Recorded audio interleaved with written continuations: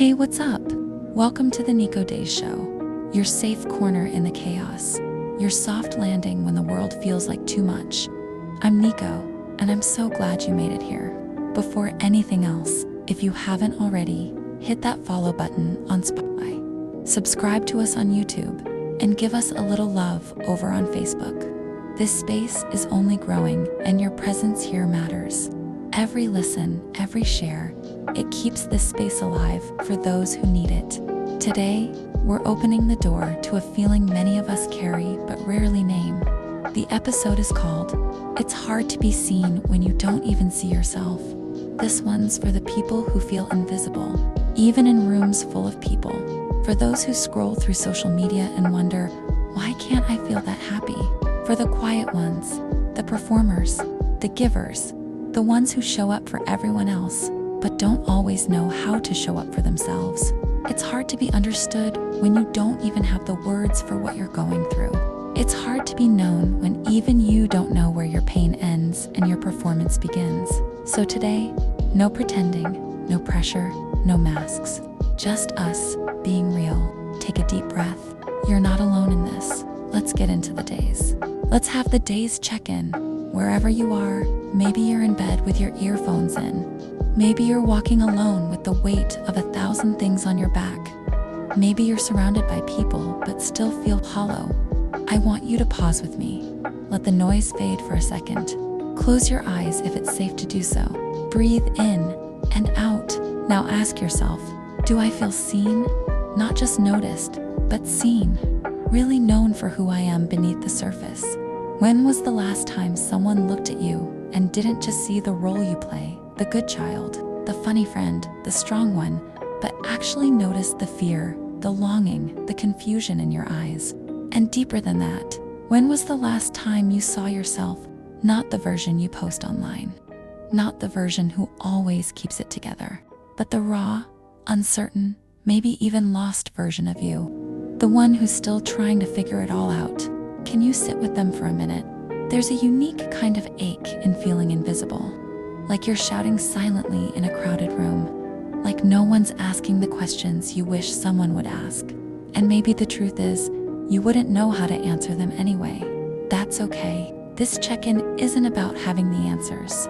It's about making space for the questions. Let this moment be the beginning of that space. Let me set the scene. It was a Sunday. I remember that clearly because Sundays used to feel heavy for me. Not because anything particularly bad would happen, but because they were quiet. The kind of quiet that leaves too much room for thoughts you've been avoiding all week. I was sitting by the window, phone in hand, watching the way the light hit the dust in the air. Everything around me looked normal. My coffee was still warm. My notifications kept coming in. My playlists still played the same songs I liked. And yet, I felt completely disconnected from the world, from myself. That day, a friend sent me a message. "Hey, are you okay? You've been kinda distant." And the truth, I didn't know how to answer. I wanted to say, "Yeah, I'm good," like I usually do. But something in me paused, because deep down, I knew I hadn't really been present in my own life. I was going through the motions, posting, replying, smiling, but not feeling. I had become so good at performing who I thought I was supposed to be. I lost track of the person underneath. That moment reminded me of high school, actually, when I used to float through hallways with headphones in, pretending I was okay because I didn't want anyone to look too closely. It wasn't that I didn't want to be seen. I did, but I was terrified of what they might see if they actually looked. So instead, I made myself small. I stayed funny. I stayed helpful. I stayed what people expected. But inside, I felt like a stranger to myself. I think a lot of us know what that feels like, especially when you've spent years trying to be who others need you to be, instead of figuring out who you actually are. It's hard to be seen when you've lost the map to your own identity. Harder still when you're scared to look.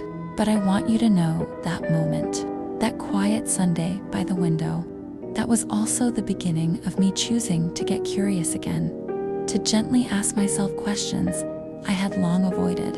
Who am I without the filters, without the pressure, without the fear of not being enough. I didn't get the answers that day, but I started listening, and maybe that's where it begins. Not with knowing who you are, but with noticing that you've been missing and deciding to come home. Let's sit with this. It's hard to be seen when you don't even see yourself. But what does that actually mean? We live in a time when everyone is visible. Stories, posts, updates, filters, statuses. We're more seen than ever before, and yet somehow, many of us feel deeply invisible. And it's not because people aren't looking at us. It's because they're not really seeing us. And maybe because we aren't either. Let's be honest, we're all carrying roles. The good child, the reliable friend, the overachiever, the quiet one, the funny one, the one who has it all together. These roles often get assigned to us long before we even understand who we are. And without realizing it, we start shaping our lives around them. You smile when you're hurting. You say yes when you want to say no. You shrink when you want to take up space. Because somewhere along the line, you learned that being yourself wasn't enough, or safe, or accepted. So you adjust, you perform, you survive. But here's the quiet truth that I think many of us are finally starting to confront. We're tired of surviving as versions of ourselves that don't feel real. There's a particular kind of loneliness that comes from not being known, not just by others, but by yourself. You look in the mirror and feel like you're staring at someone you're supposed to understand, but don't. You ask, who am I if I'm not what they need me to be? What do I actually like if I'm not performing for approval? What if they only love the version of me I created to survive? These are scary questions, but they are also sacred ones, because the journey towards self-awareness is not always loud. It's quiet, painful sometimes. It takes time. It means peeling back the layers of expectation, trauma, performance, and fear to meet the person underneath the real you, the forgotten you, the buried you, and maybe that's the work. Not just trying to be seen by the world, but learning how to see yourself first. To sit in stillness long enough to recognize your own voice, to get honest about your needs, to name your boundaries, to validate your own emotions without waiting for someone else to. You don't need to be louder or more successful or more perfect to be worthy of attention, love, or belonging. You just need to come home to yourself again and again and again. That might look like therapy or journaling or crying in your car to a song that finally put your feelings into words. It might mean creating space for solitude instead of constant noise. And here's what's wild. Once you start seeing yourself, really seeing yourself, the right people start seeing you too. Not because you became more likable, but because you finally stopped hiding. So if you've ever felt invisible, I want you to know you're not. You've just been looking at yourself through someone else's lens for too long. Start where you are, with a whisper, a question, a pause, a breath. You're worth knowing, even and especially by yourself. Now that we've sat with the weight of feeling unseen, let's make space to bring some of those pieces of ourselves into the light. Not for anyone else, but for you. Find a quiet place, light a candle, play soft music, or just let the silence hold you. Give yourself at least 15 to 20 minutes where you don't have to rush, don't have to perform, and don't have to explain. Just be. Start by writing this sentence at the top of your journal page. Who am I when no one's watching? Don't censor yourself. Let it come out raw, even messy. This isn't about writing something profound. It's about meeting yourself where you are. Then, take it deeper with these questions. In what areas of my life do I feel like I'm performing rather than living? What parts of myself do I hide because I'm afraid they won't be accepted? Are there masks I wear so often that I've forgotten who I am underneath them? When did I first start feeling invisible? And what did I need in that moment that I didn't get? Who makes me feel most seen and safe? And what do they reflect back to me? What are 3 things I deeply wish someone would understand about me? After you write, take a moment to just sit with what came out. No pressure to act, no pressure to change anything yet. Just witness yourself gently, without judgment. This kind of reflection is powerful because it gives you a mirror. And in a world that often expects us to know exactly who we are, sometimes the bravest thing you can do is admit, I'm still figuring it out. But the more you listen inward, the clearer the voice becomes. You're not invisible. You're just learning how to see yourself again. And as we come to the end of today's episode, I want to take a moment to acknowledge you. If you've stuck with me through this whole conversation, thank you. Thank you for being here, for listening, for holding space for yourself and for your feelings. Whether you're driving, winding down, or just having a moment to yourself, I hope this time was a moment of connection, not just with me, but with your own story. I know this episode wasn't easy to digest. It was heavy, raw, and real. Talking about loneliness, feeling invisible, and navigating through the overwhelming idea of self-worth is never light work. But if you've been in that space where the world feels like it's moving too fast, and yet you feel like you're standing still, I want you to know that you are not alone in this.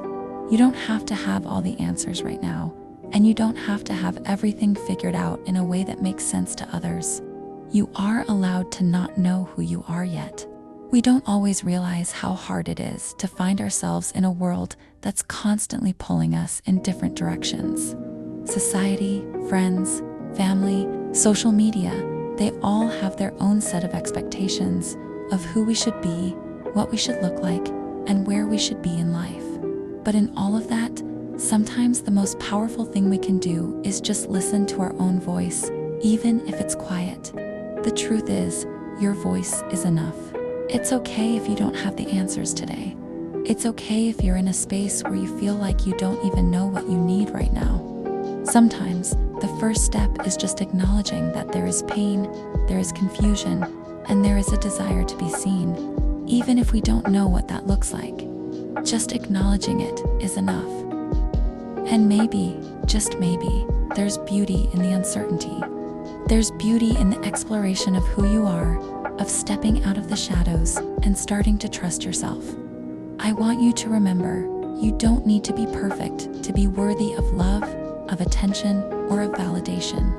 You're allowed to exist, to take up space, and to stumble along the way. So if you've listened today and something shifted inside of you, if a part of your heart felt heard or understood, I encourage you to share this episode with someone who might need it too. There's no telling who else out there is sitting in the same space of longing for connection.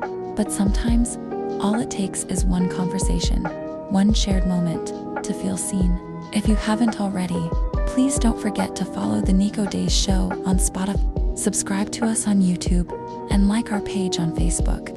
Your support helps us continue creating this safe space for self-exploration and deep conversations. It means the world to me to know you're out there, listening, learning, and growing with me. Thank you for showing up today. Thank you for being here. And remember, there is so much power in just showing up for yourself. It doesn't matter if you know exactly where you're going, as long as you're continuing to walk forward with an open heart.